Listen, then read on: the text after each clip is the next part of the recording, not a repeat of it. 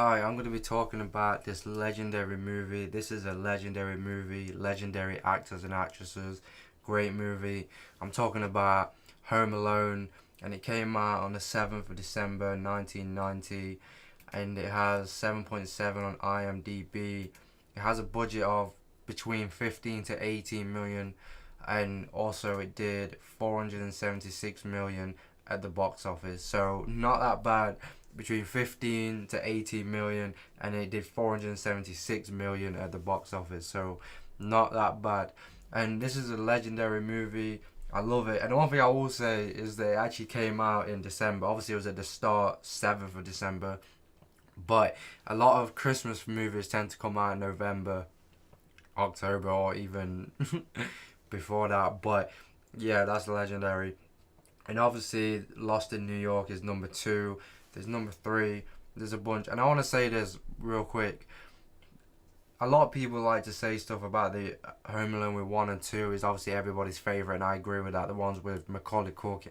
But the Home Alone 3 that came out in 1997, I don't think it's that bad. I mean, I think the other ones, Home Sweet Home Alone, I haven't watched. The Home Alone 4, I can understand why people don't like them. But Home Alone 3, I think, isn't that bad. I like it. I always liked it because of like the remote control car and how it's like mob bosses against this kid. And obviously, I think the third one has nothing to do with the first two. Um, but I think it's Home Alone 4 that is like a sequel. I don't even know.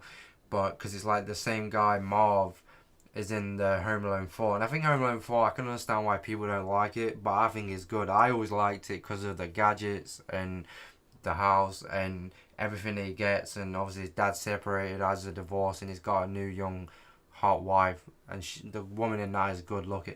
But I can understand why they don't like it. But I always liked it because of the gadgets and all the cool stuff. Anyway, but as far as the first Home Alone, amazing, great. And obviously it's got Macaulay Culkin, Joe Pesci, Daniel Stern, Kieran Culkin, which is Macaulay Culkin's brother, and Catherine O'Hara. I think that's how you say her name.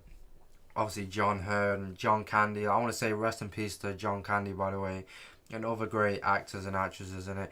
But yeah, it's a great movie, and obviously it's about a family that leave their kid Kevin McAllister behind, and they didn't realize, and they leave him behind, and he's at home, well, home alone. Obviously, it's a Christmas movie, and it's during the Christmas time, and they leave him, and they get on the plane, and they don't realize until later on that they left him, and he does everything what a kid would do, jump up and down, eat everything. He does create, he does all the decorations and stuff like that.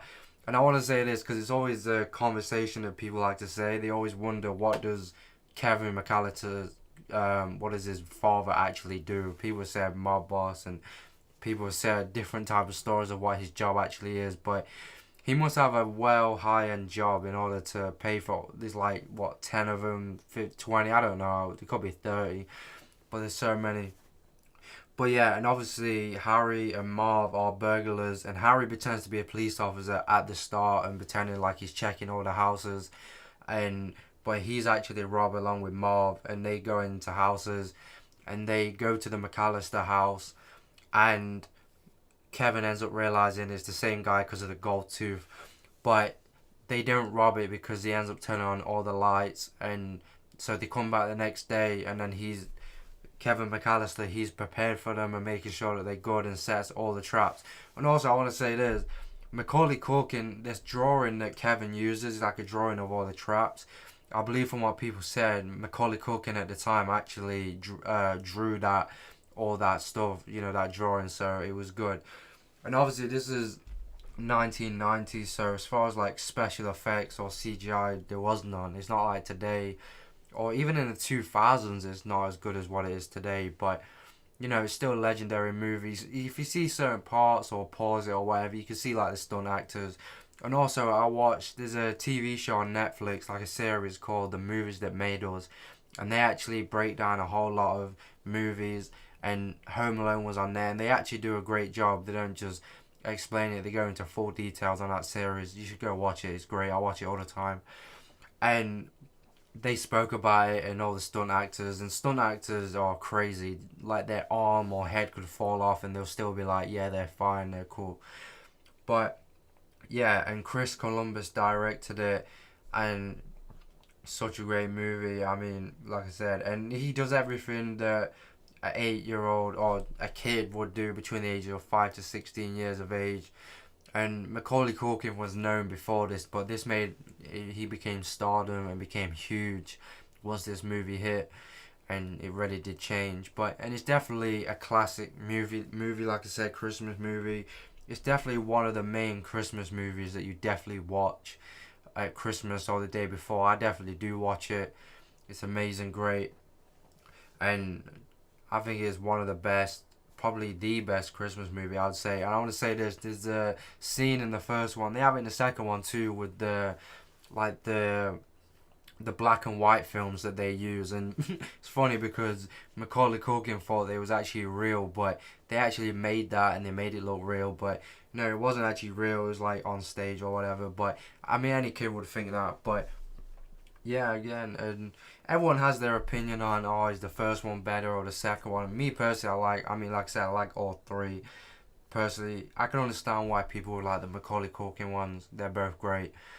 But yeah, and there's the stunt where Macaulay Culkin was going, like, he was running away from the shot when he took the toothbrush, and he goes through somebody's legs, and you could tell his reaction that was real. They even spoke about that.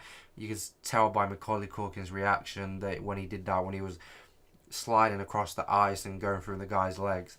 And obviously, we all know the famous scene where he's shaving and then screams and put his hands on his cheeks. You know, that was funny. And Chris Columbus has said this too, the director, that Macaulay Culkin was meant to do it and then tap his cheeks and then just do it and then leave it, but he just left him there and then started screaming. But he was like such what a kid would do, you know. I just think Macaulay Culkin, even though, you know, he's an actor and he's a great actor, but I think he was generally having fun, you know, despite being acting. And obviously Chris Columbus and everybody has said that they treated all the kid actors and actresses like, he didn't just treat them like kid actors. He treated them like they was like actors, not just kid actors that were starring in a movie. But and I think everyone loves, like I said, everyone loves this movie. It's great. Kids could love it. Adults love it. I still love it. It's amazing, and probably one of the best. Tell me what you think down below.